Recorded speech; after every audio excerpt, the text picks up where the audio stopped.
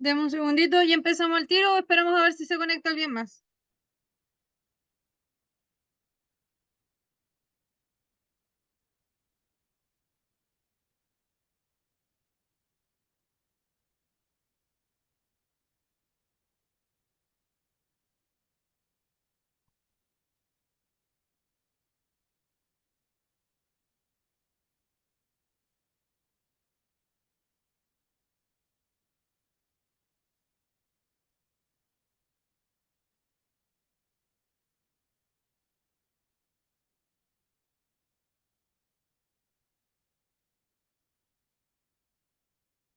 Ya. Vamos a comenzar nomás, chicas, porque si no se nos va a hacer más tarde. Primero que nada, ¿cómo están? ¿Cómo les ha ido? Bien, profesora. Buenas tardes. Bien, Gusto de volver a profesora, buenas verla. noches. Ya. Hoy día vamos a ver una materia que no les va a gustar mucho. Es un poco más latera que la materia que hemos visto hasta ahora. Eh, Hoy día vamos a hablar de legalidades. ¿Recuerdan que hablaron de la parte legal con la abogada, la señorita Catherine, el día viernes? Bueno, Sí, profesora. ya. Sí. Entonces, lo que hoy vamos a ver es efectivamente un resumen y vamos a hablar hoy, me corresponde verlo desde mi punto de vista, desde mi perspectiva, lo que vendría siendo el ejercicio ilegal de la profesión, pero visto específicamente desde la parte salud, ¿ya? No tanto la parte legal, sino que la parte más bien, insisto, salud, onda enfermería, más o menos en qué les podría afectar, cuáles son las definiciones de ustedes como de auxiliares, ¿cierto? Entre comillas, cuidadoras, qué es, cuáles son sus roles y hasta dónde pueden llegar ustedes con la aplicación de sus conocimientos sin, como diríamos, eh, sin incurrir en algo ilegal, ¿cierto? Que ese es el punto principal.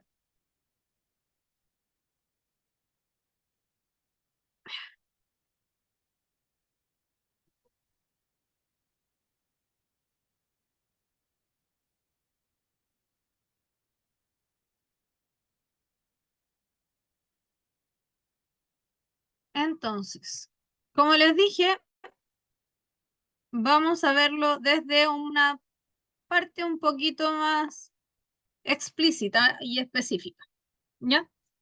Igual vamos a hacer un resumen de brevemente de lo que vieron y de lo que hablaron con la profesora Catherine, ¿ya? Me imagino que la profe les tiene que haber hecho mención al artículo 213, al artículo 313, ¿cierto? Y eso es lo que vamos a hacer un pequeño repaso ahora y más o menos cómo se tipifican algunos delitos de acuerdo a, eh, ¿cómo decirlo? A la injerencia de los hechos, ¿ya? Entonces, vimos lo que era el Código Penal chileno, ¿cierto? Que es un conjunto de normas y en donde se describen de alguna forma todos los delitos por igual, ¿ya? Y obviamente es una forma sistemática de poder aplicar cierta cantidad de reglas o normativas, en concreto de lo que vendría siendo algún hecho penal o algún delito penal. Entonces,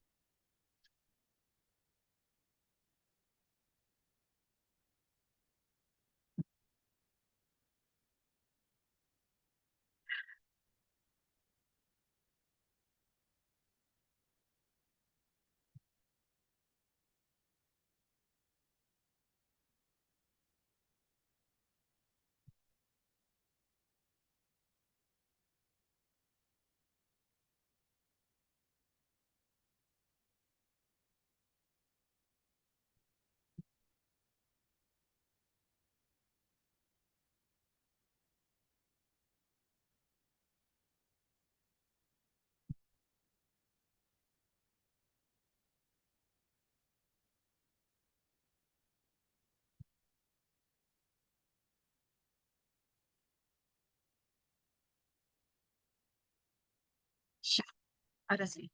Ahora, como les estaba diciendo, el Código Penal en general lo creó el presidente Federico Errázuriz en el año 1874, específicamente el 12 de noviembre, y este vino a entrar recién en rigor, ¿cierto? Como que recién se aplicó el 1 de marzo del año 1875, o sea, prácticamente un año después. No se aplicó inmediatamente porque era algo, es un proceso, y por ser un proceso se tiene que aplicar paulatinamente, ¿ya? Y lo que tenemos que considerar, sí, es que, por ejemplo, desde el año 1875, ojo, estamos hablando de 1875, a la fecha, todavía hay varias de las normativas que se aplicaron en esos años vigentes para lo que vendría siendo nuestro tiempo actual. O sea, estamos hablando de que hay normativas en el Código Penal chileno que tienen casi 150 años de antigüedad, lo cual si lo vemos desde el punto de vista objetivo es mucho tiempo, ¿cierto? Como para algo tan importante, considerando que estamos hablando de Código Penal, ¿cierto? De cómo puedo yo enjuiciar a alguien. Entonces, específicamente nosotros cuando hablamos del ejercicio ilegal de la profesión nos preocupan dos artículos dentro de lo que es el Código Penal. El artículo, por ejemplo, que nos hace más o nos debería hacer más ruido es el artículo 313A, o sea, 313, específicamente la letra A, en donde hace referencia a todas las profesiones de carácter curativo, ¿ya? Nosotros como auxiliar de enfermería, ¿ya? Como con un rol un poco más bien de auxiliar, como su nombre lo dice, nuestra profesión no es de carácter curativo, porque carácter curativo tiene que hacer, como dice el artículo 313, tiene que hacer referencia a un profesional que en este caso tiene que ver con el área, por ejemplo, médico cirujano, dentista, químico farmacéutico, ¿cierto? Que son referentes a lo que dice aquí, a la ciencia y arte de precaver y curar. Entonces, por eso se le hace referencia en el artículo 313 específicamente a las profesiones de carácter curativo.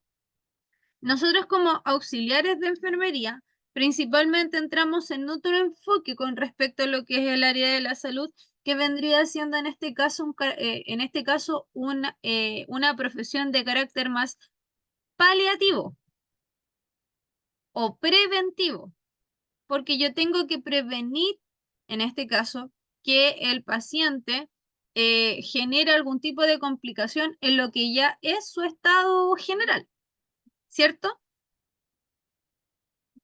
Porque yo no puedo llegar a curar una enfermedad con los cuidados que yo le estoy entregando. A lo único más, entre comillas, curativo que podemos hacer es el tema de las curaciones simples, que lo vamos a ver más adelante. Pero más allá de eso, lamentablemente, no podemos hacer o no tenemos mayor injerencia. Entonces, por eso se dice que nuestra área, nuestro enfoque como auxiliares de enfermería es más bien preventivo, insisto, más que curativo. Entonces, ahí hay que ser bien enfático, se podría decir, en ese tipo de ¿cuánto se llama?, de expectativas, porque nosotros no vamos a llegar a curar como un médico, no vamos a llegar a curar, por ejemplo, como un TENS, no vamos a llegar a curar como ¿cuánto se llama?, una enfermera. Vamos a llegar a auxiliar para poder prevenir algo, ¿ya? Entonces, específicamente en el artículo 313, en su letra A, dice que para hacer el ejercicio ilegal de la profesión, yo tengo obviamente que carecer, no tengo que tener el título del profesional que ejerce, en este caso, roles como médico cirujano, dentistas, químicos, farmacéuticos, que son referentes a áreas de la salud que hacen mención a a la acción de curar algún tipo de enfermedad, ¿ya? Y esto va a seguir siendo un ejercicio ilegal de la profesión, aunque yo lo haga de forma gratuita, porque ya sea de forma gratuita o sea de forma remunerada, de igual manera no hay problema, Carmen, de igual manera estoy ejerciendo una profesión que yo no poseo.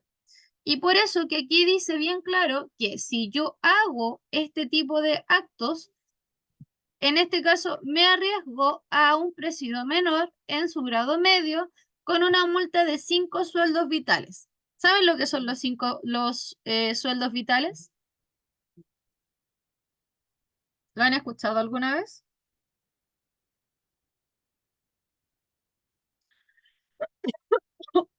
¿O saben a qué se refieren los sueldos vitales?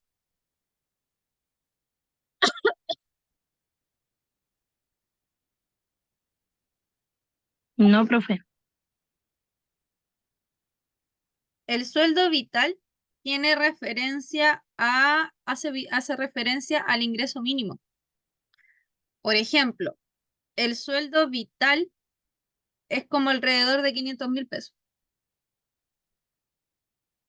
O sea que estamos hablando de que si lo sacamos por parte baja, redondeándolo en 500.000 pesos, yo me expongo a una multa de 500.000 pesos o incluso me puedo exponer a una multa, además del presidio, o sea, que estar en cárcel, ¿ya?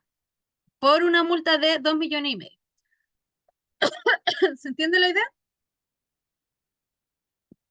Entonces, veámoslo por el lado objetivo. Es súper caro, porque ¿cuántos de nosotros contamos actualmente con 2,5 palos para poder pagarlo chin chin de una? Difícil. No imposible, pero sí difícil, ¿cierto? Entonces, por ejemplo, en este tipo de casos, ¿ya? Para yo, digamos, entre comillas, pasar a ser o pasar a infringir el ejercicio ilegal de la profesión, lo que va a pasar es que yo debo, en este caso, hacerme de cuentas o hacer creer a la gente que yo tengo el título de, sin serlo, empezando por ahí, ¿ya? El segundo acto que yo tengo que, por así decirlo, cometer para ejercer o para poder hablar de un ejercicio ilegal de la profesión es ofrecer los servicios, ¿ya? Si yo ofrezco mis servicios sin ser, en este caso, si yo ofrezco mis servicios sin obviamente ser el profesional competente, ¿qué es lo que va a pasar? Yo puedo dañar a alguien. ¿Ya? Y esto significa que yo puedo hacer, en este caso, principalmente mm, publicidad. Yo puedo decir que soy no sé, el abogado X, sin ser el abogado X, y obviamente eso significa hacer publicidad. También está la otra forma de hacer publicidad por redes sociales, algo que está muy de moda hoy en día. También voy a voy a cometer el ejercicio ilegal de la profesión. Obviamente, ¿cierto? Si yo hago diagnósticos, prescribo tratamientos, eh, en definitiva, me hago pasar por un profesional que no soy, ¿ya? Entonces, en ese caso, yo estoy haciendo el ejercicio propio de una función que no tengo. Ahora, si ustedes se acuerdan cuando vimos primeros auxilios, yo les dije que en el caso de los primeros auxilios, las situaciones con respecto a lo que era la parte legal cambia muchísimo.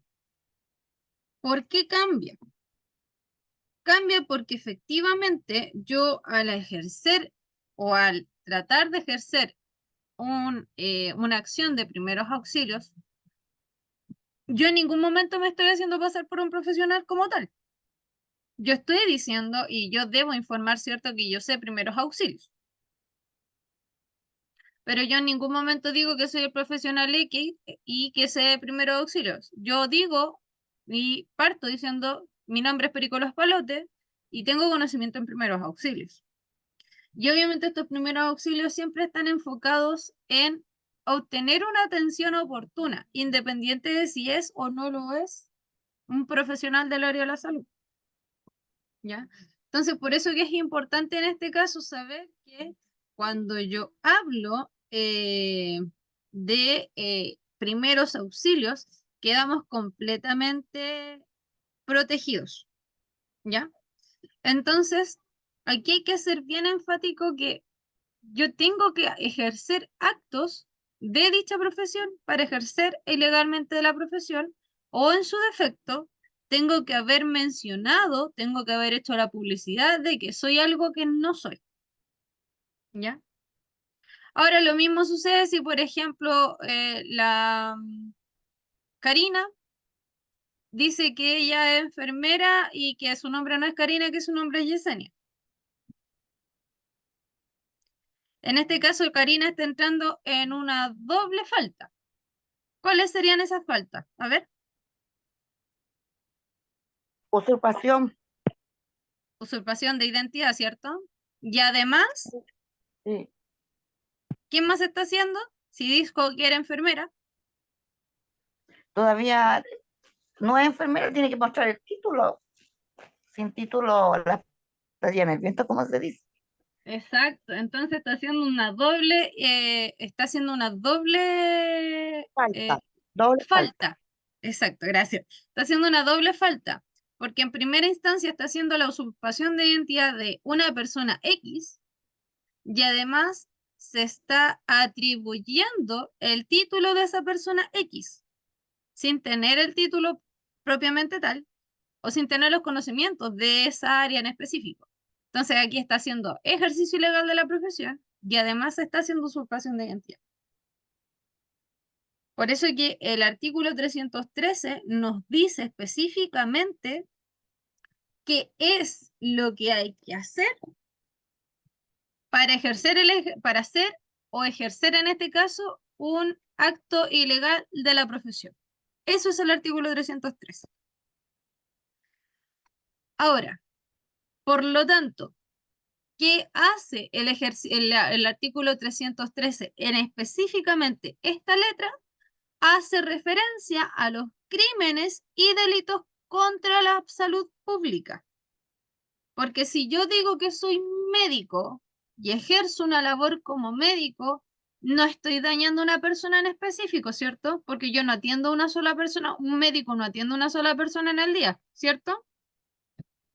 Un médico atiende a gran afluencia de público durante el día.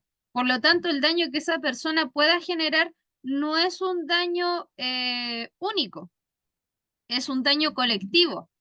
Y por eso que se dice que hace daños o que ejerce delitos, contra la salud pública.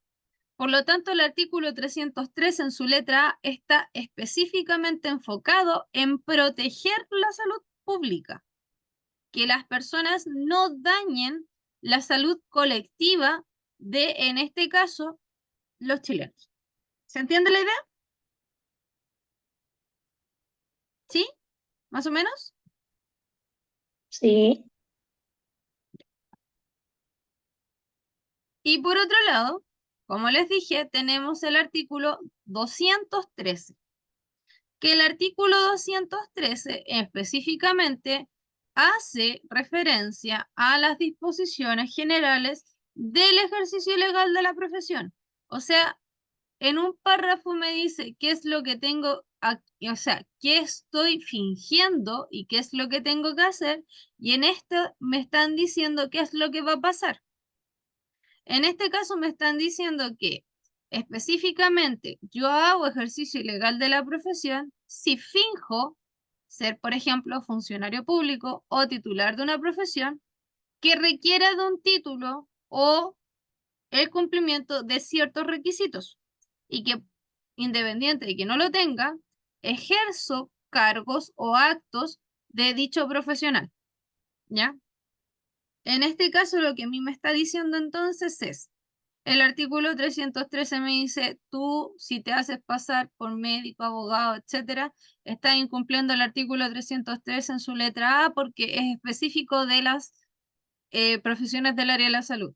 En este caso me está diciendo que independiente del profesional del que tú te hagas pasar, si tú haces esto, estás cometiendo ejercicio ilegal de la profesión.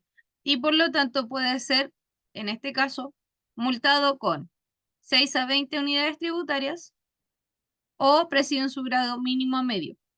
Este artículo se va a aplicar para personas que se hagan pasar, por ejemplo, por profesionales como, eh,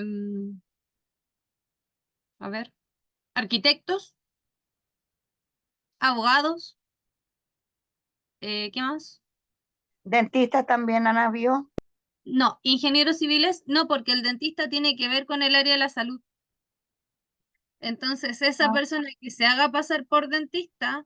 estaría infringiendo, en este caso, el artículo 313, además del 213, los dos por igual. Ya. Ah, ya. Sí, porque Y, las se- noticias salieron que estaban en la estación central poniendo frenillos, blaques y eran extranjeros. y eso tienen que considerar que además es una transgresión al artículo 313 porque es profesional del área de la salud y, por ejemplo, a esta persona le saldría aún más salado si se hace pasar por un profesional X y que trabaja, por ejemplo, para una municipalidad. Mm. Porque si está trabajando para una municipalidad, está ejerciendo cargos de funcionarios públicos.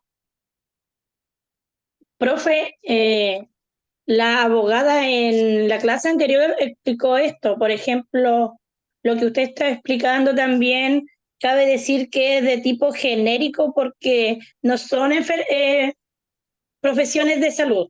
No, no tiene que ver con el Claro, área de la salud en específico el 213.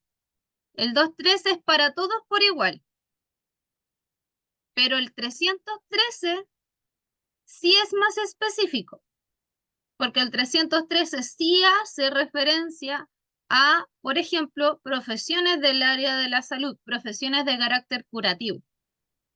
sí, ese es de tipo específico. Exacto, y eso es lo que hace la diferencia.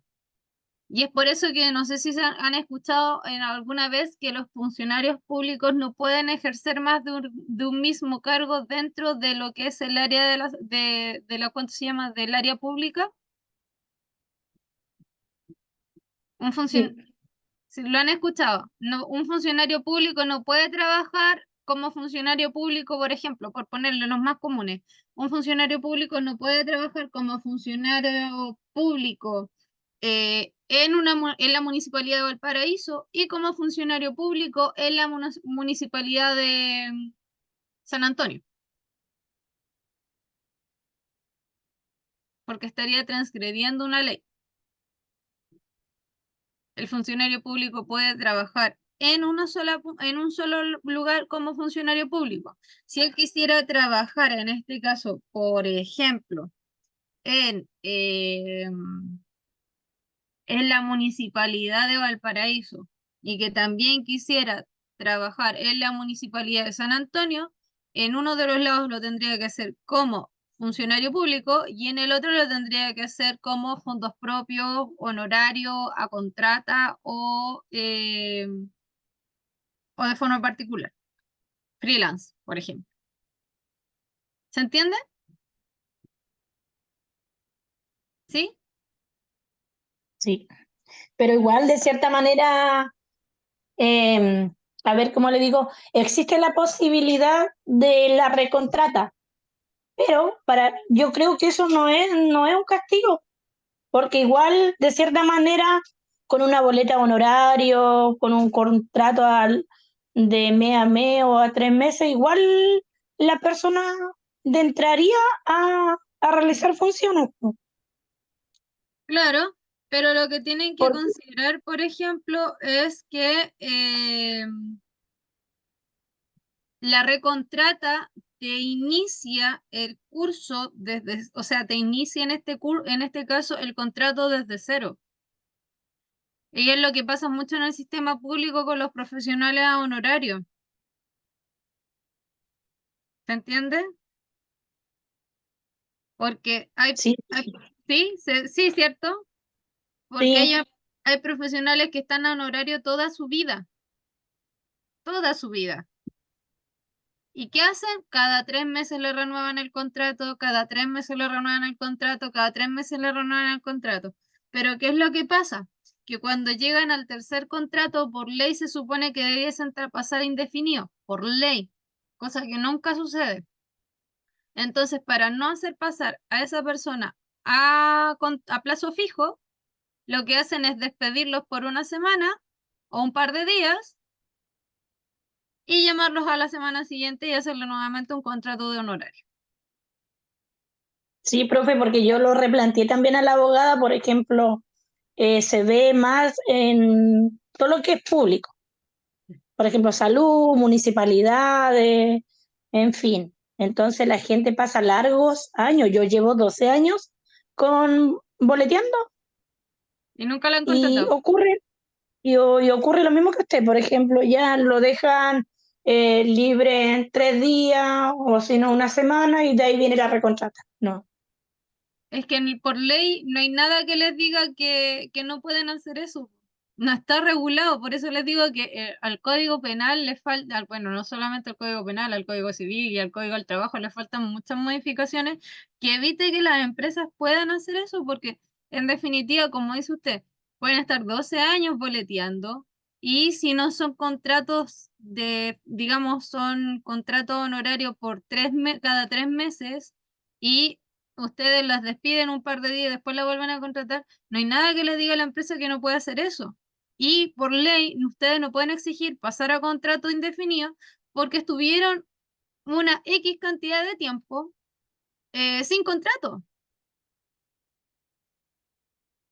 Entonces, legalmente no tuvieron los 4 contratos de correo.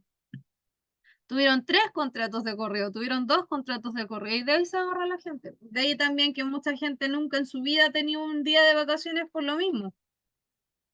Porque para poder optar a vacaciones uno tiene que tener un año de antigüedad en la empresa. Y si no lo tienen, porque por contrato no les aparece, ¿qué hacemos? ¿Cómo reclamo?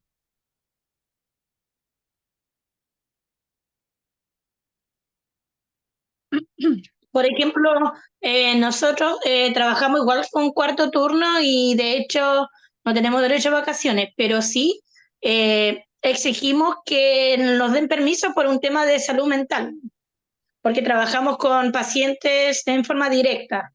Entonces, bueno, este año 2023, de los años que yo estoy trabajando, siempre tomaba el tema de las vacaciones ya, lo que corresponde, 20 días.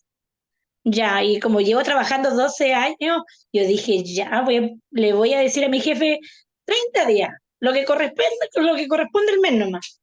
Así que me di dijera, la facultad de Tomo el pedirle y valor, bueno, sí, sí, y me resultó. Así que este mes, el año pasado me tomé un mes. Así que igual, yo digo, igual hay cierta garantía, por ejemplo, claro, a mi favor, para descansar, digo yo. Yo claro, digo que de repente el ser humano trabaja tanto y uno con los años después dice, chuta, me sacrifiqué tanto trabajando y no me cuidé, no me cuidé personalmente.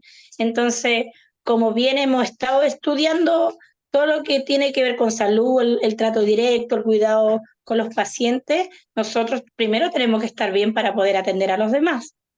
al Así estar que bien primero, para poder atender bien. eh, entonces ese es el punto. Yo creo, y si mis colegas están ahí escuchando, tienen que pedir día de descanso para poder atender bien, Sí. que es un requisito personal.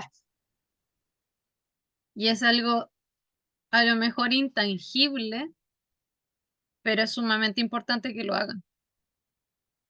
Entonces, hasta aquí entonces vamos bien, se entiende bien. Por lo tanto, El artículo 313, como hacía mención a enfermedades de carácter curativo, hacía mención a la protección de la salud pública. En este caso, el artículo 213, al ser más general, lo que quiere proteger es la fe pública.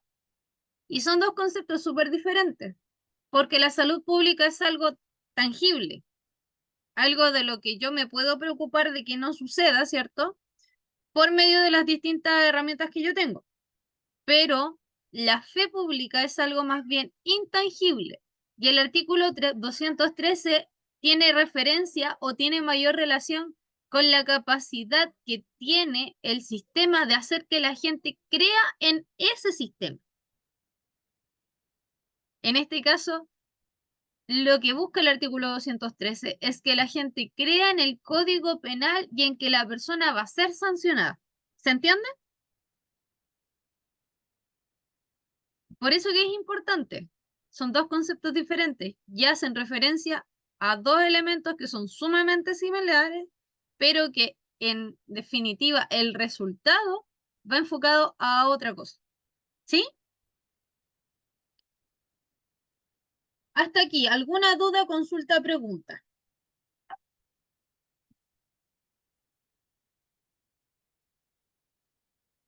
¿No? ¿Sí? ¿Estamos ok? Bien, estamos ok. Entonces, planteémonos la siguiente interrogante. ¿Cuándo yo puedo, como juez, como alguien del área judicial, como alguien que pueda ser capaz de enjuiciar a alguien, puedo calificar de delito una situación? Yo puedo hacerlo siempre y cuando esté escrito en la ley. En este caso esté descrito de manera ya sea general o específica. Si está escrito, yo lo puedo considerar un delito. Si no está escrito, pero yo le puedo dar, por ejemplo, una versión, ¿cierto? O le puedo dar una relación con algún tipo de delito, lo puedo calificar de delito. Pero si no está escrito y yo no lo puedo relacionar a nada de lo que está escrito, entonces no es un delito. Por eso es que se dice que el Código Penal es un conjunto de normas y reglas. Es algo de lo que yo puedo, o, digamos, tomarme para poder, en este caso, calificar ciertas acciones. En este caso, entonces, si el delito o la situación que yo considero un delito no está escrita, entonces no lo puedo enjuiciar porque no se puede calificar como un delito. Pero vamos a hacer el supuesto de que hay alguna de nosotras que esté ejerciendo legalmente una profesión y ejerciendo ilegalmente esta profesión, yo causo algún daño o muerte a la persona. Entonces, en este caso, ¿cómo puedo medir yo o cómo puedo enjuiciar yo a esa persona? Yo lo puedo juzgar por lo general de acuerdo a la intencionalidad. A ver, chicas, cuéntenme, ¿por qué? Aquí estamos hablando de supuestos. ¿Por qué yo podría ejercer ilegalmente una profesión? ¿Cuáles son las causas más comunes para que una persona se haga pasar por un profesional X?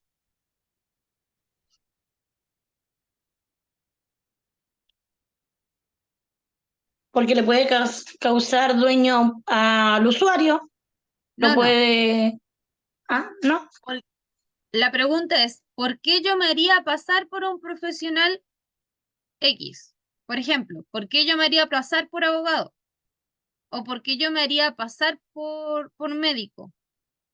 ¿Qué es lo que por lo general la gente busca cuando se hace pasar por un profesional con ese tipo de títulos? Porque piénsenlo detenidamente, las personas que hacen ejercicio ilegal de la profesión no se hacen pasar por técnicos, no se hacen pasar por mecánicos, no se hacen pasar por, no sé, por un electrónico, por un electricista.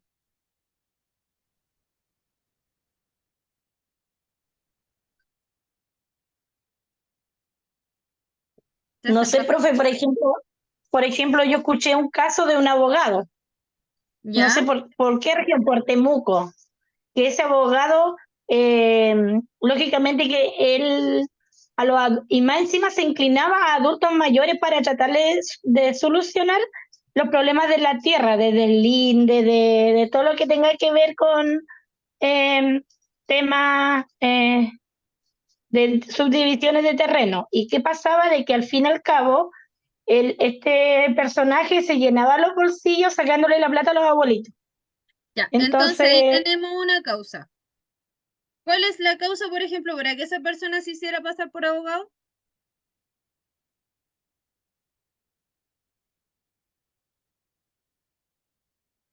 Plata, ¿cierto? plata. ¿Sí o no? ¿Es lo más común o no es lo más común? Sí, sí, pues.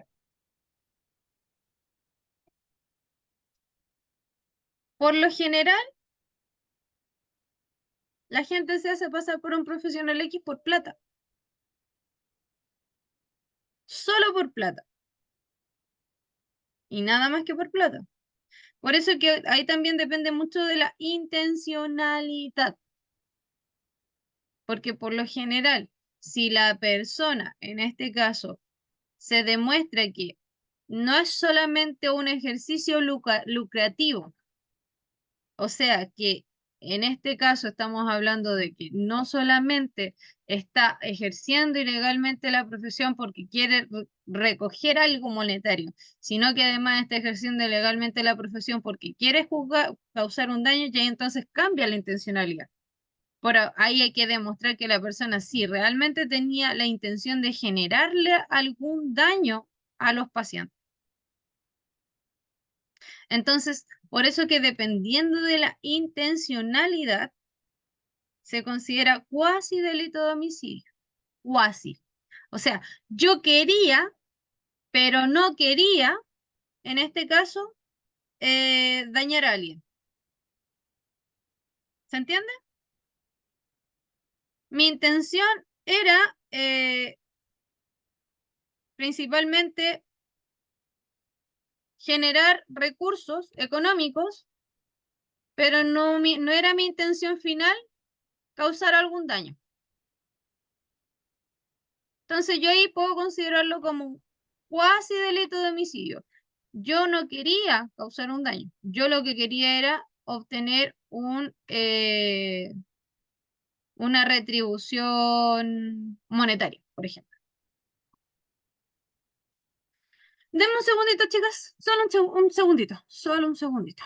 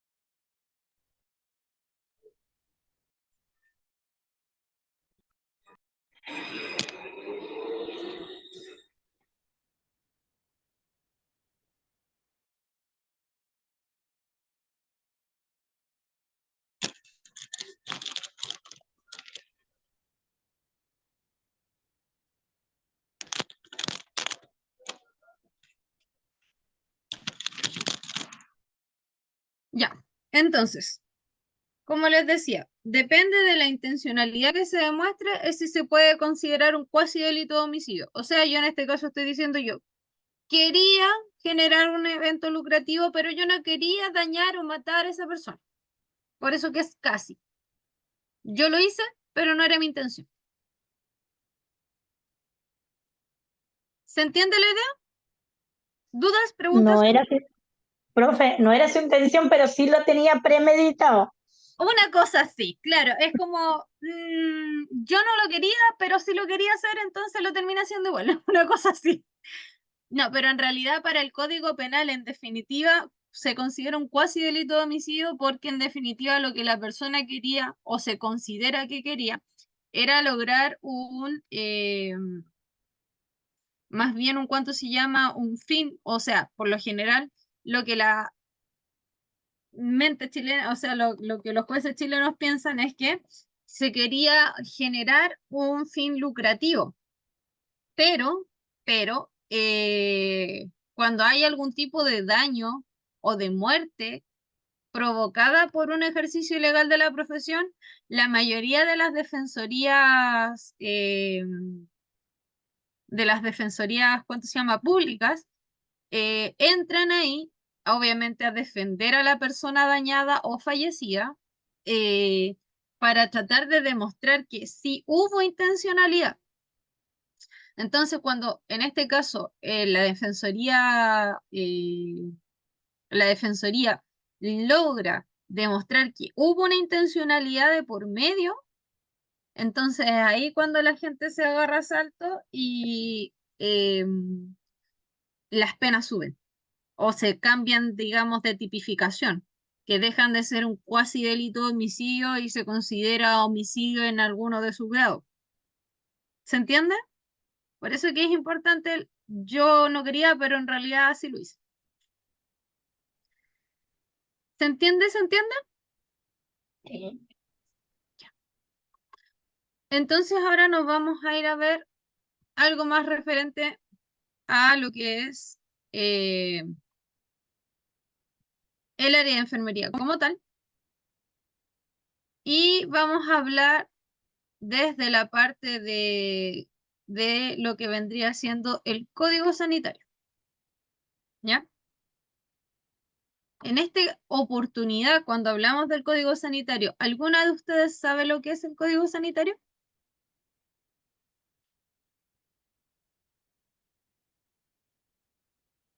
¿Alguna idea? ¿No?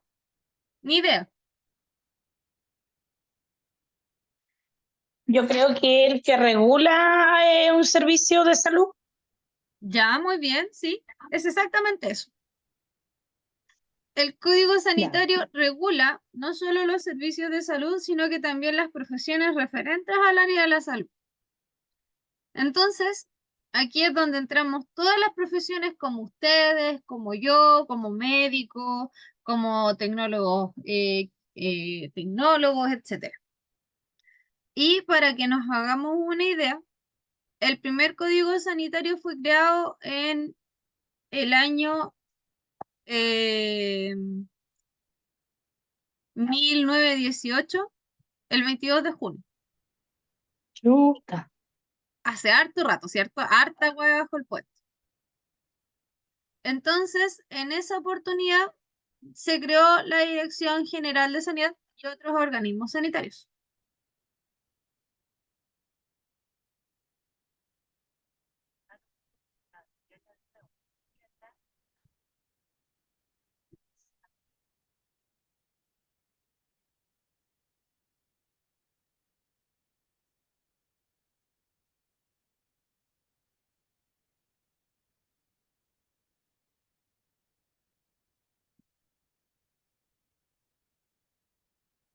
¿Puede hablarle a esa alumna, por favor, Mario? Y decirle por último que se les va a dar 24 horas más para los que tuvieron problemas. Por favor, que yo estoy en clase.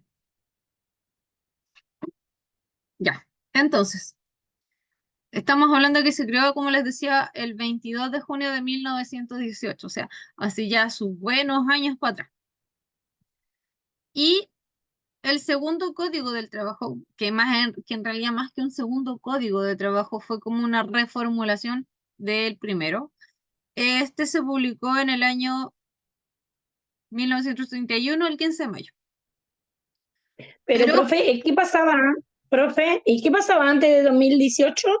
Se trabajaba sin código. antes de 1918 no había nada que regulara Sí. nada. Ah, De ya. hecho, en ese año, que fue en el año 1918, que fue en el año desde 1915 a lo que fue el año 1920, Chile recién, ojo con lo que voy a comentar, en ese año, en esos 10 años, Chile recién comenzó a experimentar con lo que era la salud pública y las regulaciones a la salud pública, como que recién adquirió el concepto. Y obviamente, ¿de dónde provenía el concepto? De los Estados Unidos. Entonces, ahí recién empezaron a crear las diferentes fórmulas para poder poner en regla un sistema de salud que en el caso de nosotros no estaba normado. O si estaba normado, las normativas que habían eran demasiado pobres o deficientes.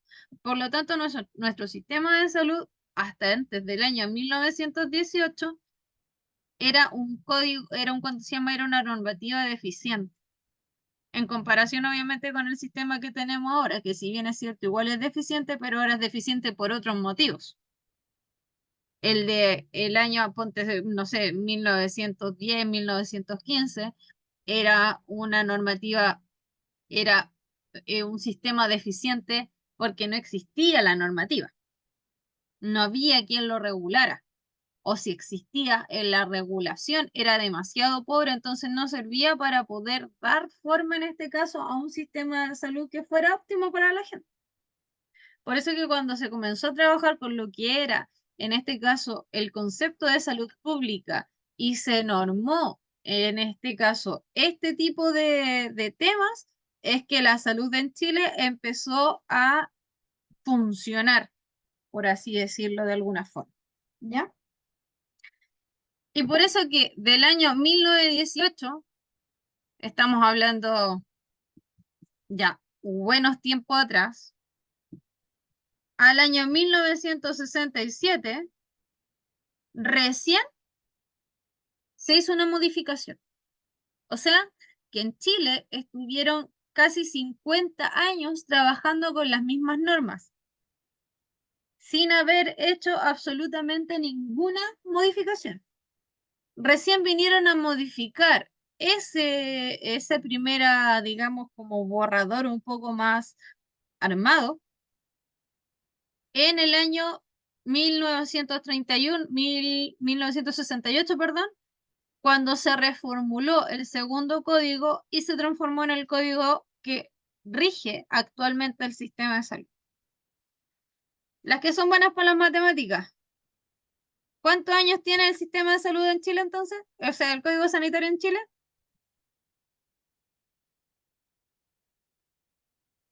56 años. El Código de Salud chileno tiene actualmente 56 años. Así que estamos hablando de que es un tiempo no menor, en donde efectivamente se han hecho modificaciones, pero nada sustantivo, o sea, nada sustancial, nada que vaya a modificar, digamos, las leyes de base. Está. Con lo que tiene que estar, está. Entonces, eh, hay mucho que hay que hablar con respecto a lo que es el código sanitario y las normativas que no se han cambiado, que evidentemente no son pocas, pero hay que pensar que tenemos un tipo de medicina actualmente y un tipo de profesional del área de la salud que hace 56 años no existía. O tenemos tecnologías que hace 56 años no existían. Y esas tecnologías hay que de alguna manera poder subsanarlas. Poder de alguna manera poder trabajarlas. Pero si no están reguladas o no hay una normativa, de alguna forma, el código queda obsoleto para ese tipo de tecnologías o queda chico para ese tipo de tecnología. Por eso que es importante hacer una formulación o en este caso una modificación a ciertas normativas, lo cual no vendría en definitiva a hacer nada fuera de lo común. Nada. Estamos hablando que específicamente se está haciendo una formulación para poder mejorarlo, pero no funciona, porque no se han hecho las modificaciones correspondientes y por eso que también el código sanitario queda tan corto con todas las profesiones que han salido actualmente y con la falta de regulación de algunas situaciones en específico. En este caso, el código sanitario, ¿qué es lo que va a regular principalmente? En este caso, ¿qué es lo que hace el código sanitario específicamente? Regular el ejercicio de profesiones del área de la salud, como las que ya hemos visto hasta ahora. Odontólogos, que en este caso sí entran porque son profesionales del área de la salud, enfermeras, psicólogos, médicos, tecnólogos médicos, todo lo que tiene que ver con oftalmología principalmente, fonoaudiólogos, pero a este tipo de profesiones también hay que sumarle que dentro del código sanitario ¿cuánto se llama? A sumar, por ejemplo, a los químicos farmacéuticos, a los bioquímicos y a los ingenieros en biotecnología y veterinarios. ¿Son profesiones del área de la salud los últimos que mencioné? Los químicos farmacéuticos, los bioquímicos, los ingenieros Sí. y el veterinario también. Mm. Uh, Piénsenlo. Eso no es. ¿Qué dice el público? Profe, yo Dígame. creo que sí, los veterinarios son médicos de la salud del animal, porque tienen que bregar con medicina igual. Para que un médico veterinario se ponga con una clínica veterinaria, la clínica veterinaria tiene que estar regulada por el Código Sanitario. Si la clínica veterinaria no está pues regulada por el Código Sanitario, la clínica veterinaria no puede... si la clínica veterinaria no está regulada por el Código Sanitario, la clínica veterinaria no está apta para funcionar. ¿Se entiende hasta aquí la idea, chicas? sí. Ya. Mis reinas, bellas, preciosas todas. Son las 8. Vamos a hacer un recreo hasta las 8:15. A las 8:15 vamos a volver. Vamos a ver lo que nos sigue en este caso, que es los hitos importantes del Código del Trabajo. Después vamos a ver un poco de lo que es la ley que nos protege a nosotros como auxiliares y como cuidadoras. Vamos a mencionar las funciones de nosotros como auxiliares y cuidadoras y después vamos a ver una reformulación o alguna, ¿cómo decirlo?, una modificación a una ley específica que nos favorece a nosotros, que hasta el día de hoy todavía no se hace, pero que es importante que ustedes la conozcan, ¿ya? Así que son las 8, nos vemos a las 8 y... No, son las 8:05, nos vemos a las 8:20, ¿ya? Nos Ya. vemos en un ratito.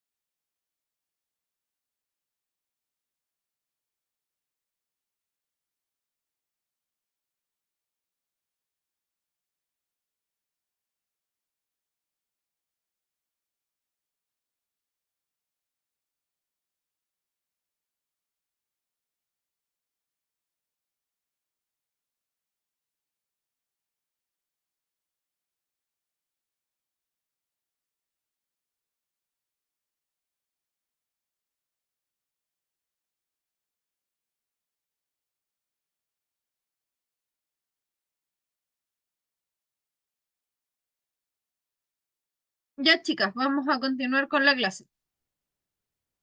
Entonces, como les había dicho anteriormente, ahora en este bloque vamos a ver los hitos más importantes del Código Sanitario, la ley que nos importa más a nosotras como auxiliares y como cuidadoras, cuáles son nuestras funciones como cuidadoras y auxiliares, y por último vamos a ver las modificaciones de la ley que yo les mencioné, que también la vamos a nombrar ahora. Se van a dar cuenta que hay un contraste entre la ley actual y las modificaciones que se están proponiendo, que son bastante sustanciales, bastante significativas. Entonces, ¿cuáles son los hitos más importantes con respecto a lo que es el Código Sanitario? Lo primero es el Código de Practicantes de 1957, que fue la primera vez donde nosotros entramos a normal como Chile, un área específica, en este caso, de la salud. Antiguamente practicantes se le decía a los médicos y después se les pasó se les mandó a decir, ¿cuánto se llama? Se les comenzó a decir los internistas. Permiso, perdón, estoy súper resfriada.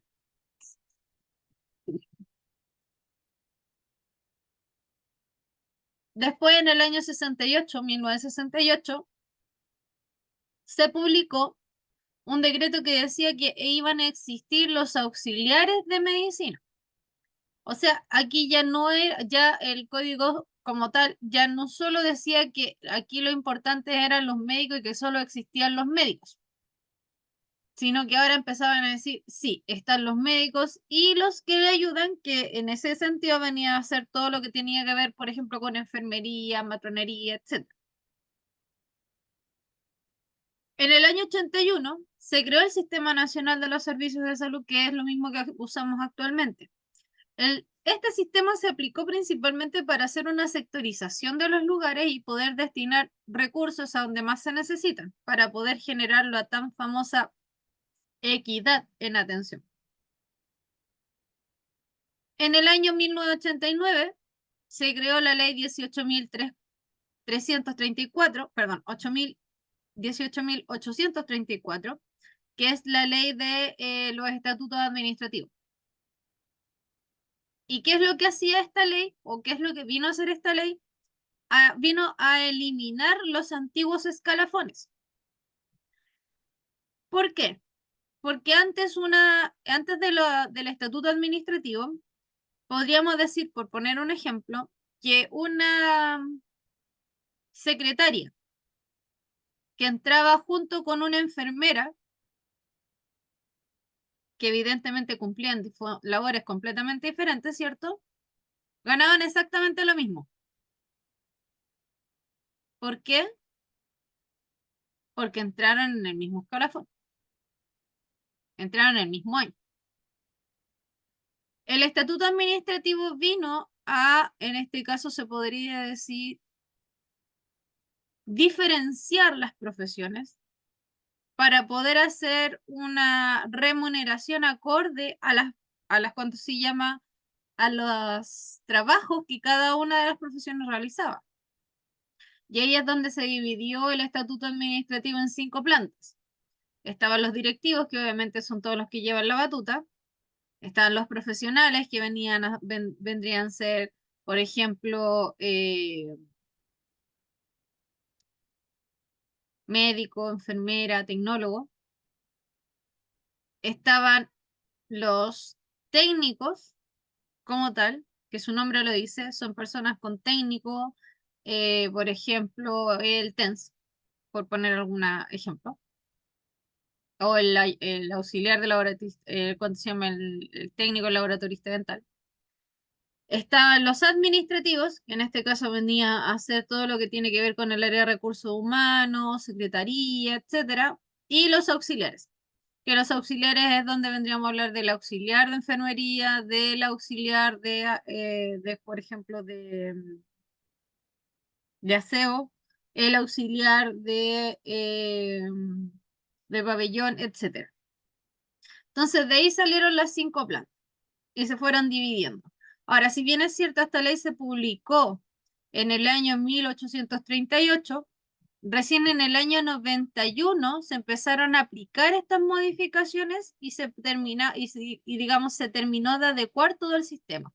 O sea que fueron 2 años de proceso del sistema público de lo que era el escalafón al estatuto administrativo. Harto tiempo. Y finalmente en el año 2006, entonces, el MinSal, como institución, creó el modelo de gestión del cuidado en donde incorporaba al TENS como una carrera complementaria a lo que es la gestión del cuidado, pero ¿cuál fue el problema? Bacán que los TENS entraran a lo que es el modelo de gestión del cuidado, pero el problema fue que al MinSal se le olvidó especificar en qué áreas iba a colaborar el TENS en lo que era la gestión del cuidado y qué áreas iban a ser específicas de enfermería en cuanto a lo que es la gestión del cuidado. Y a ver si ustedes me saben decir, ¿qué es lo que pasa cuando las cosas no están escritas y tenemos conflicto de intereses? ¿Qué pasa?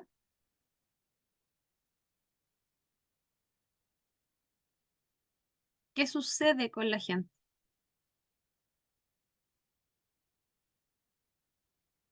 ¿Alguien sabe?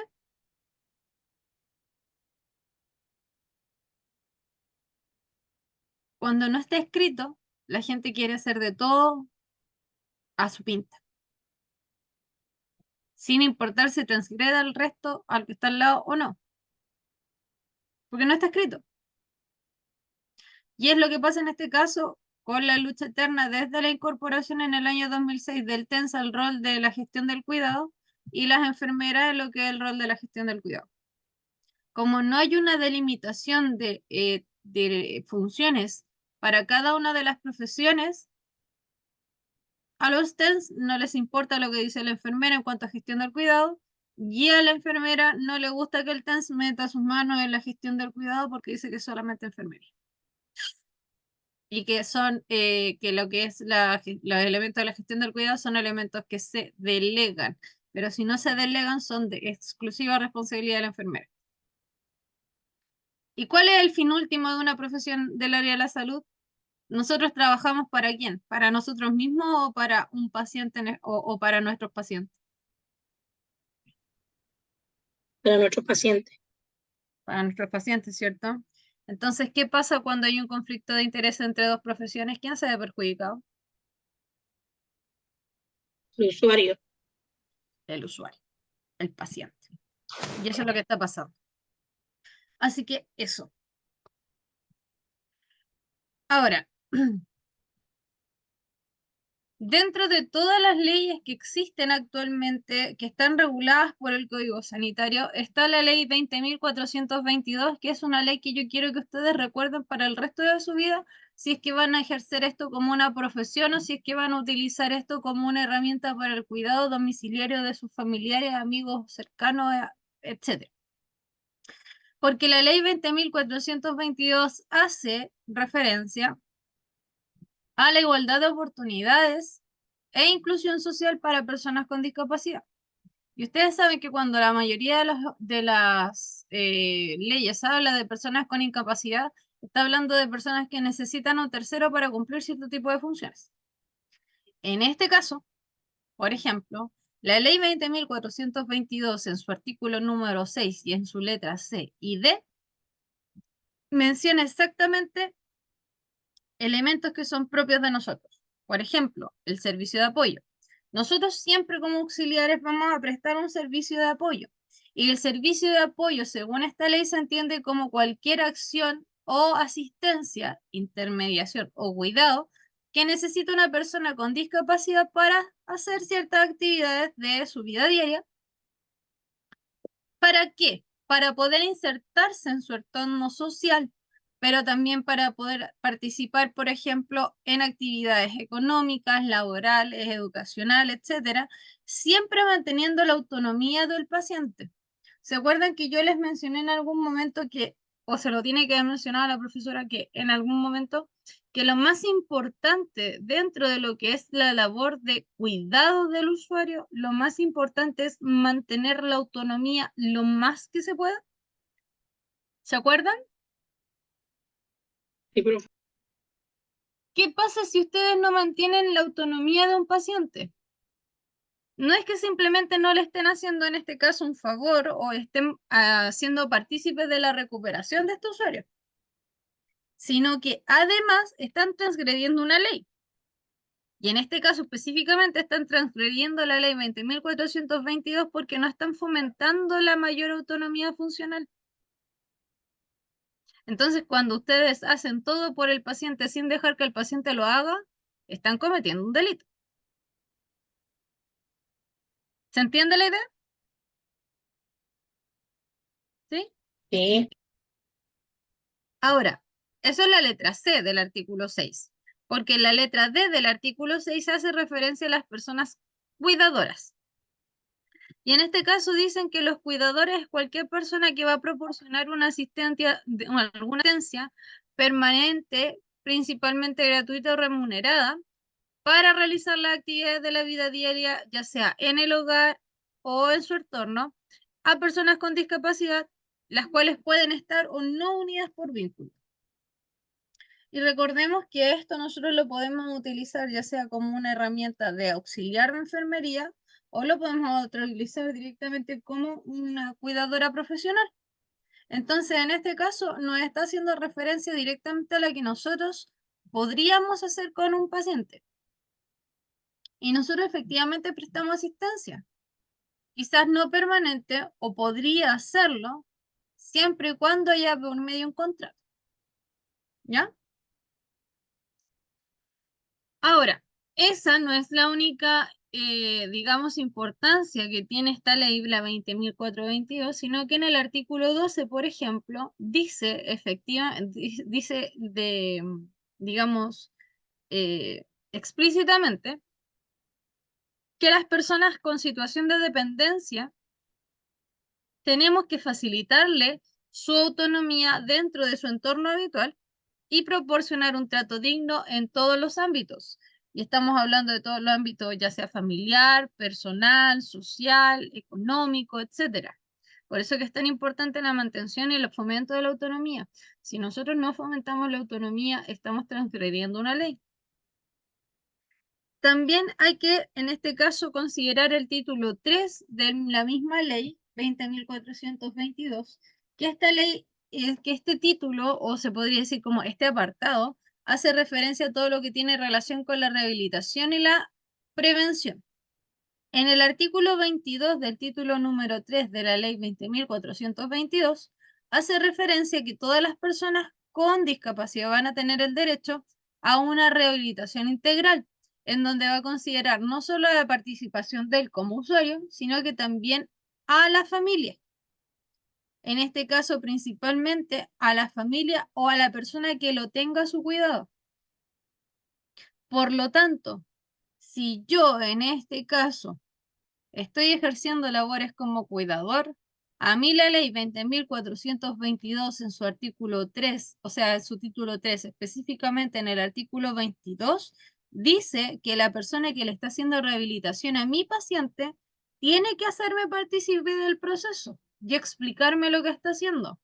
Y es más, debería incluso enseñarme lo que está haciendo para yo poder fomentar o para poder mejorar esa herramienta en los tiempos en que el profesional no estuviera disponible. Y también hay que considerar que dentro del mismo artículo 22 dice que durante la rehabilitación se va a prestar atención de salud mental a la persona que está en este caso en el proceso de rehabilitación para desarrollar todas sus capacidades, pero además dice que esa asistencia se va a poder extender a la familia. Y es aquí donde nosotros quedamos desprotegidos, porque si yo no soy familiar de la persona que estoy cuidando, ¿qué va a pasar conmigo? Voy a quedar solita. No voy a tener una red de apoyo. Entonces, en el caso, por ejemplo, de los familiares de personas con discapacidad, el ingreso a los programas de salud mental son preferenciales. Así que, por ejemplo, ahí estamos guateando, se podría decir. Y dado lo anterior, entonces, ¿cuáles vendrían a ser nuestras funciones principales como cuidador o como auxiliar de enfermería? Las acciones que nosotros vamos a realizar son acciones fundamentales para lo que es la asistencia al paciente y el cuidado de la persona que yo estoy, en este caso, preocupándome o que yo tengo a mi cargo. Porque nosotros vamos a entregar los cuidados, vamos a tomar las decisiones importantes, vamos a hacer el nexo o el puente entre los profesionales y entre el paciente o entre los profesionales y la familia o en el entorno social en general, porque siendo yo, en este caso, la persona que tengo a cargo a un paciente, soy yo quien tiene la mayor cantidad de información. Diferentes, si yo son los familiares los que ¿cuánto se llaman? Los que siempre interceden en la toma de decisiones, porque obviamente ahí es el familiar el que tiene la batuta. Pero las decisiones importantes que se refieren al cuidador, o sea, al cuidado del paciente, las decisiones importantes debiesen ser mías. Y yo como profesional, guiar en este caso ¿cuánto se llama? A los familiares para entregar las mejores opciones. ¿Cuáles van a ser entonces las funciones que yo debiese cumplir? Lo primero, y tiene que ver con algo un poco intangible, pero algo sumamente importante, y es que la persona sea capaz de vivir el presente, seguir conectada con el pasado, con los recuerdos bonitos que pudo haber tenido, pero ser capaz de mirar hacia el futuro con prosperidad. O sea, que la persona no se deje morir si es que tiene una enfermedad, por ejemplo, terminal, o si es que tiene una enfermedad crónica, sino que la persona sea capaz de vivir lo más plena posible. También podemos ayudar o apoyar en la realización de actividades domésticas, como por ejemplo el levantarse, el vestirse. Pero ojo, aquí cuando estamos hablando de actividades domésticas no significa que usted la vayan a tratar como una chacha, como una nada, o una asesora del hogar. No están contratadas para eso, a menos que así lo estipule en su trabajo, pero si es así, entonces usted tiene que cobrar doble, porque tiene que cobrar por su trabajo como cuidadora y además por asesora del hogar, que son dos cosas completamente diferentes. Y la carga laboral también lo es. También vamos a apoyar a los desplazamientos, tanto internos como externos dentro del recinto, ya sea del hogar o de la casa. Podemos colaborar en la higiene personal si la persona no lo puede hacer de forma autónoma. Pero eso no significa que yo voy a ser la que va a ejercer o a ejecutar la acción por él o por ella. Podemos supervisar y administrar los medicamentos, pero principalmente supervisar. Si yo no tengo registro en mi contrato de que estoy autorizada para dar medicamentos, pero quieren o insisten en que yo dé algún tipo de tratamiento, yo tengo que tener un respaldo por escrito que diga yo, Yesenia Lagos, autorizo a la Natividad Jiménez a administrar los medicamentos de doña Alison Mainan. Y ese es mi respaldo. Porque si algo llega a pasar y después me dicen, no, es que ya no está autorizada a dar los medicamentos y no hay nada por escrito que haya dicho que yo estaba autorizada a dar los medicamentos, ¿quién va a salir para atrás? ¿El familiar, la familia o nosotros?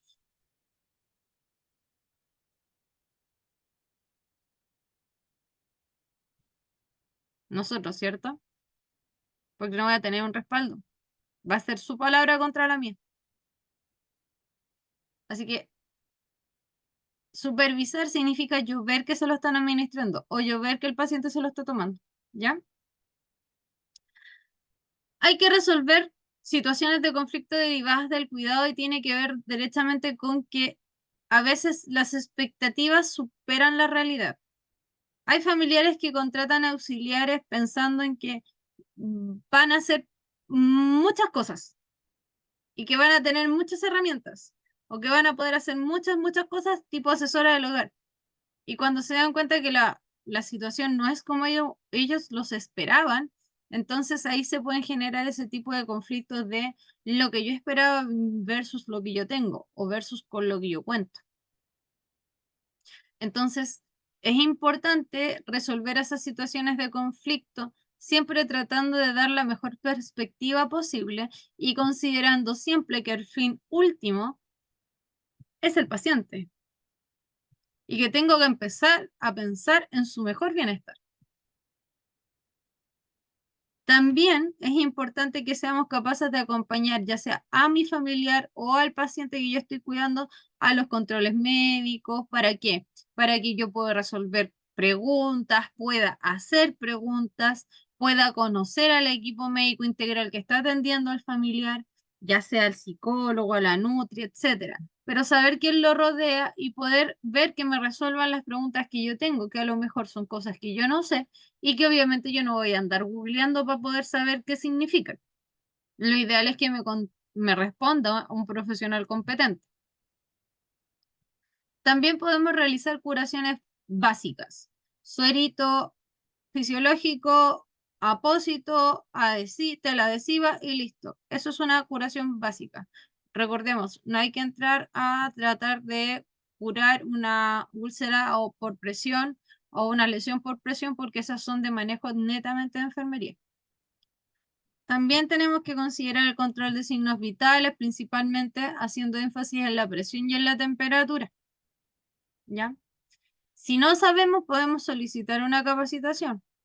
Y también tenemos que considerar que es el paciente, o en este caso la familia del paciente, quienes me tienen que proveer el saturómetro, el toma presión y ¿cuánto se llama? El de la temperatura, el tomador de temperatura. No tiene por qué salir de mi bolsillo. Si sale de mi bolsillo, entonces me lo deberían reembolsar. Hay que sí o sí realizar cambio de posiciones cada hora. Recordemos que si no moviliza una persona cada 2 horas se va a poder generar una lesión por presión. También hay que acompañar, pero cuando hablo de acompañar, quiero hacer harto énfasis aquí, estoy hablando de acompañar, no sentarme al lado del paciente y estar en esta bola todo el rato.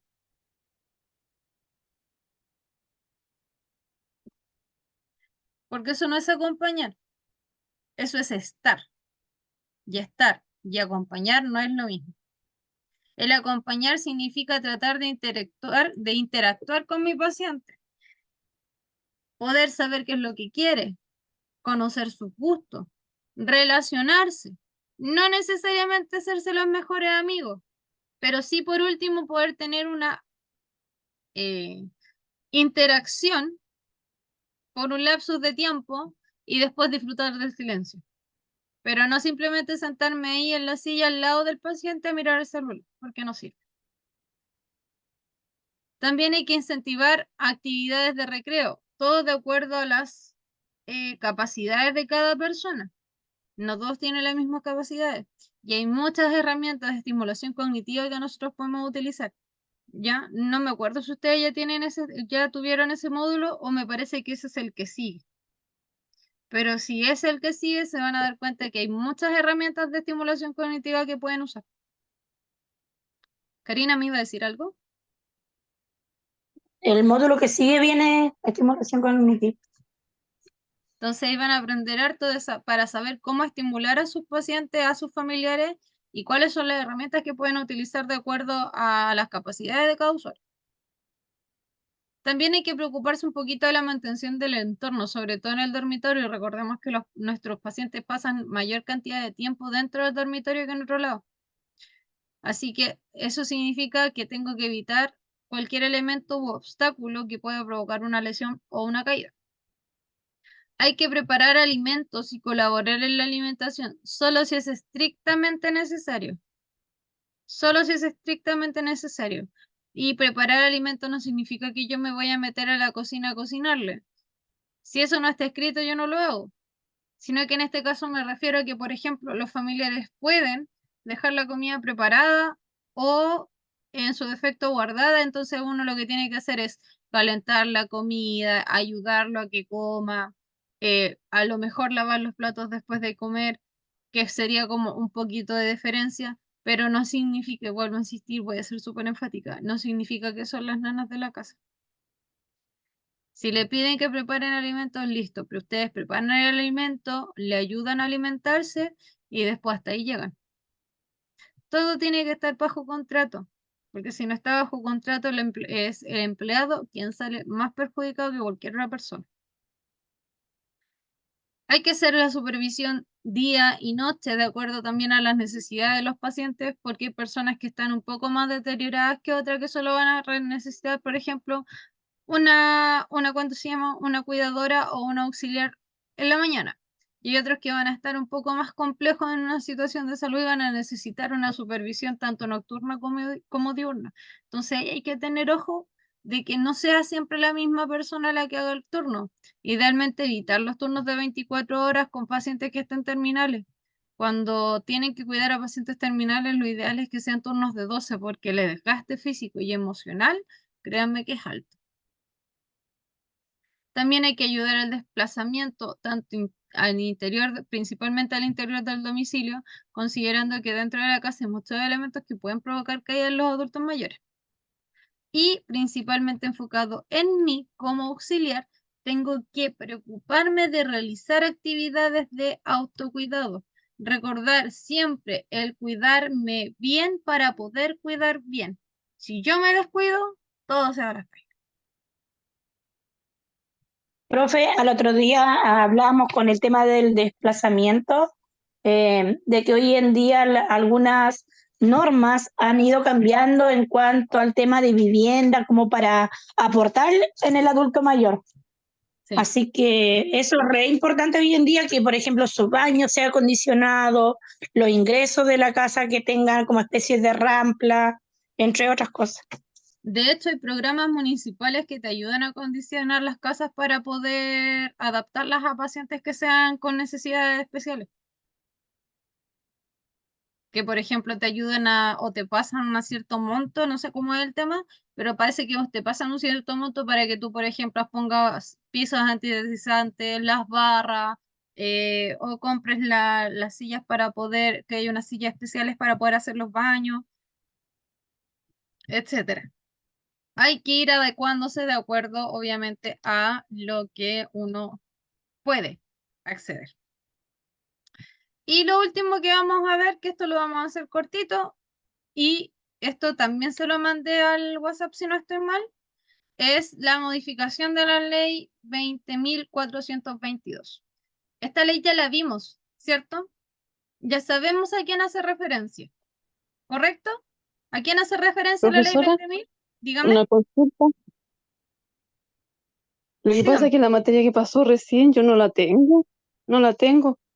La mandé al WhatsApp y también Tengo la toda subí la al... otra, esta misma que está mostrando. Sí, y sabe que no la puedo bajar, me pide una clave y me desconoce la clave. El otro día la bajé bien, pero ahora esta, la que pasó ahora, no me resulta bajarla.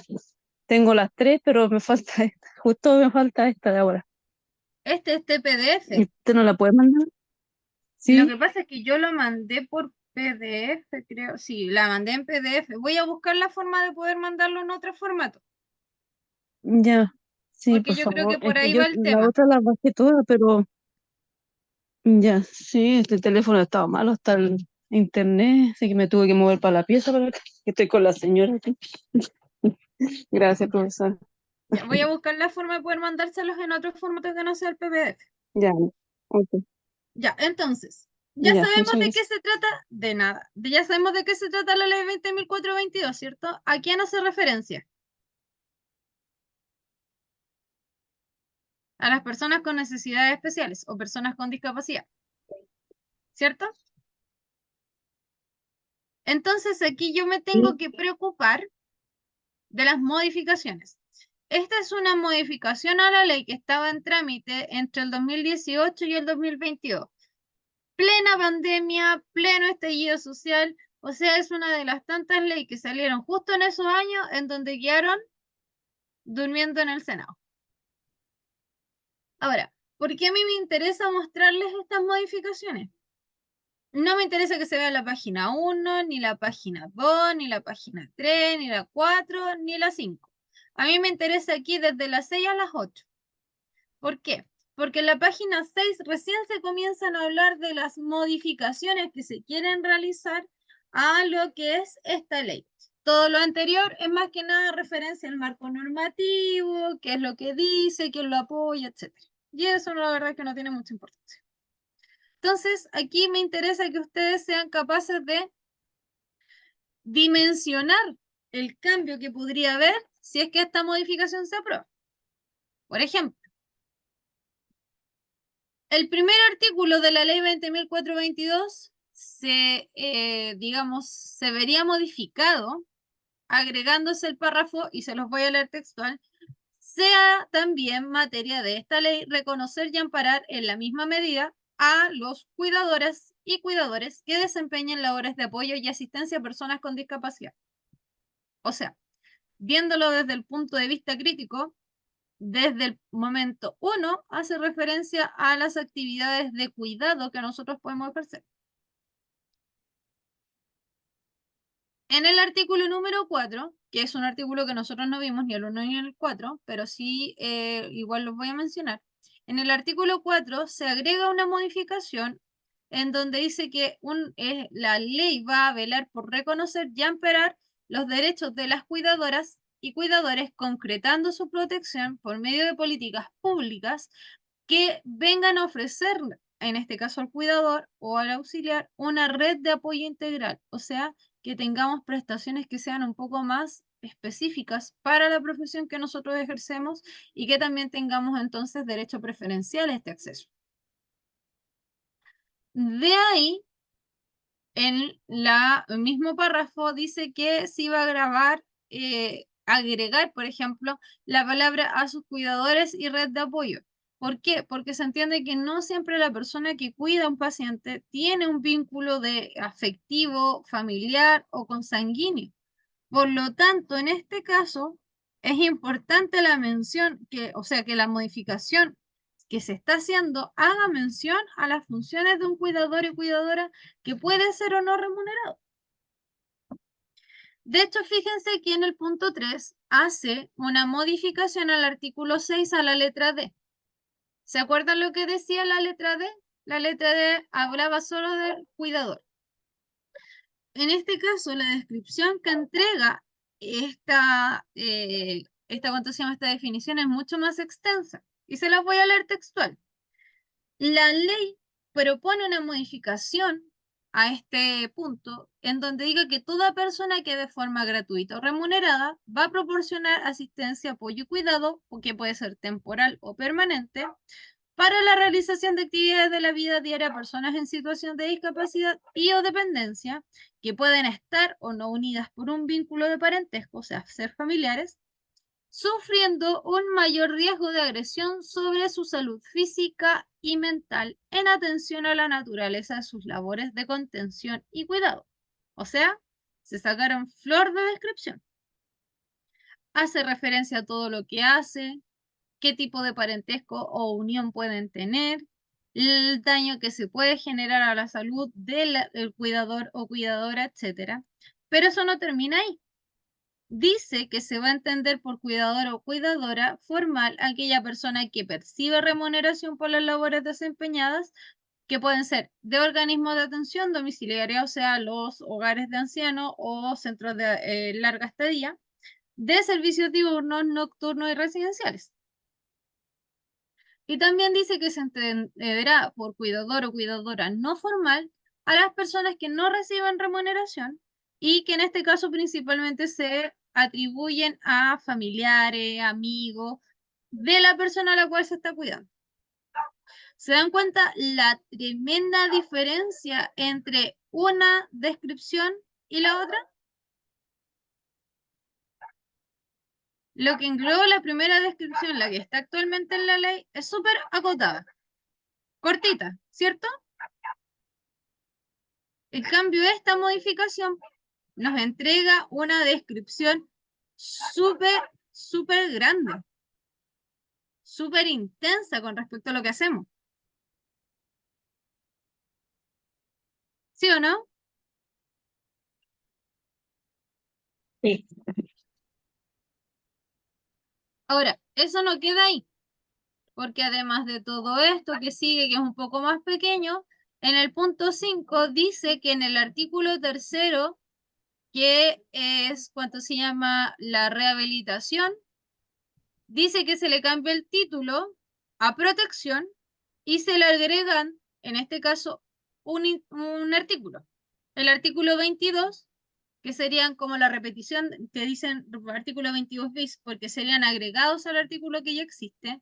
Se quiere agregar que las personas tienen derecho a un servicio de apoyo de asistencia y cuidados que pueden ser proporcionados por la familia o por el círculo más cercano, o sea, por el círculo más cercano. Pero además, en el tercer punto, dice específicamente que las cuidadoras y cuidadores que dediquen apoyo y asistencia, ojo, apoyo y asistencia, van a ser sujetos de protección y titulares de principalmente los siguientes derechos. Por ejemplo, la primera es que tengan una buena calidad de vida. Y esto responde principalmente a las exigencias de su labor, que entregue, en este caso, una instancia de recreación y autocuidado y una igualdad de oportunidades en materia económica, social, cultural y laboral. O sea, que puedan seguir ejerciendo su vida sin mayor, digamos, sin verse mayormente afectados. O que en su defecto tengan mejores propiedades de acceso si es que su tiempo, su vida diaria se está viendo afectada. El segundo, el segundo derecho es que se crea una red de apoyo integral en donde se cuenten con especialistas como del área principalmente de la salud mental, psicólogos, psiquiatras, etcétera, que en este caso vengan a entregarnos asistencia prioritaria a, a nosotros, así como a la persona a la que estamos cuidando. Y el último es que tengamos acceso a las capacitaciones para poder mejorar las herramientas que tengamos y así, por lo tanto, realizar una mejor labor de cuidado. Así como también poder tener mecanismos que garanticen la seguridad social y previsional. O sea, que se pueda crear de alguna manera una forma de cotización para las personas cuidadoras. ¿Se entiende la idea? Sí. ¿Se dan cuenta que es harto el cambio si se hicieran las modificaciones? Harta. Sería mucha la diferencia. Pero lamentablemente todavía está ahí.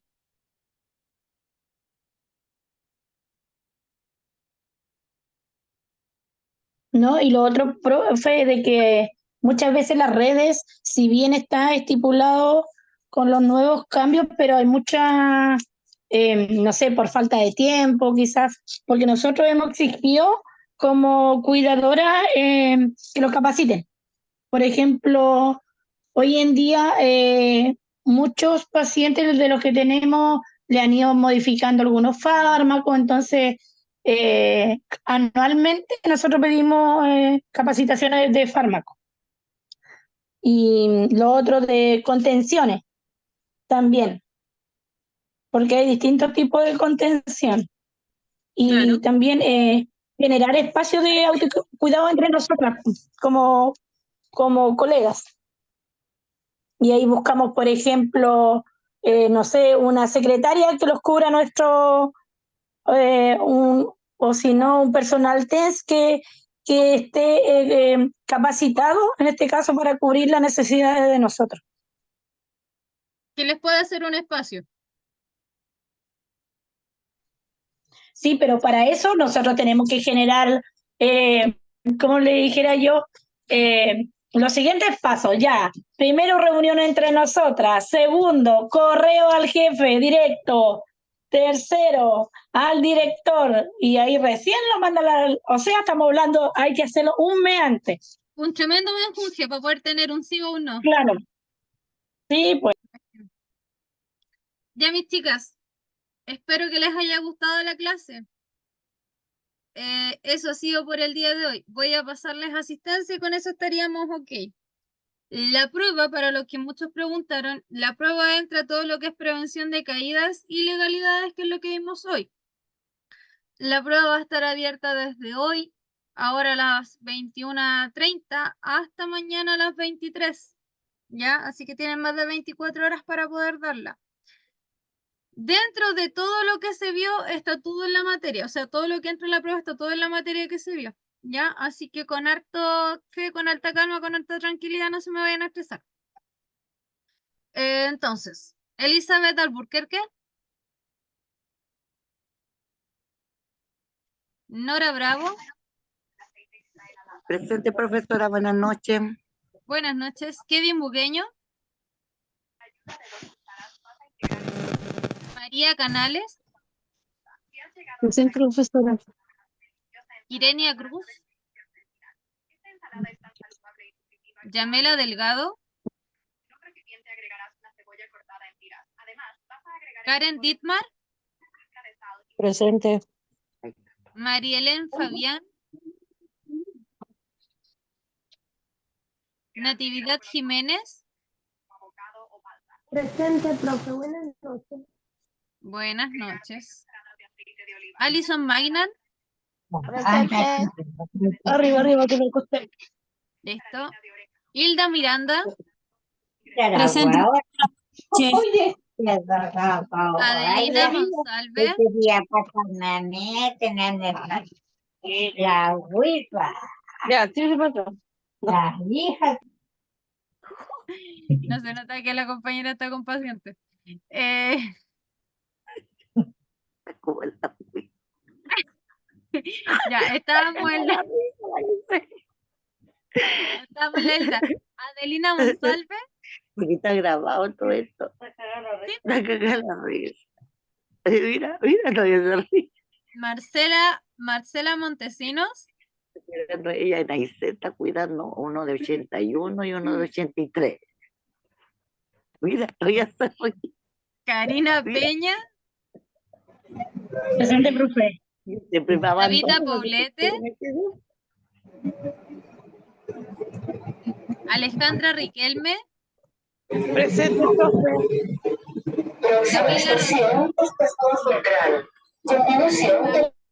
Camila Rodríguez. Cecilia Ruiz. Esta vieja, dijo. Te María escuchaba, Saavedra. me cagó la risa. Mari Vázquez. Presente. Brenda Videla. Catherine Secpi. Y Carmen Zulay. Estamos. ¿Alguien que esté presente que yo no haya nombrado? Ya, mis chicas bellas, todas, fue un gustazo haberlas visto por este pequeño lapsus de tiempo. Nos veremos ya, pues yo creo que para la certificación. El jueves empiezan con el módulo de estimulación cognitiva. Que les vaya muy bien. Recuerden, la prueba va a estar abierta desde hoy día a las 9:30 hasta mañana a las 11. Sí, hasta las 11. ¿Ya? Y eso. Que les vaya muy bien, estudien harto y mucho éxito. Besitos en lo que les queda. Gracias, profesor. Igualmente para usted, que le vaya bien. Chao, chao, chicas.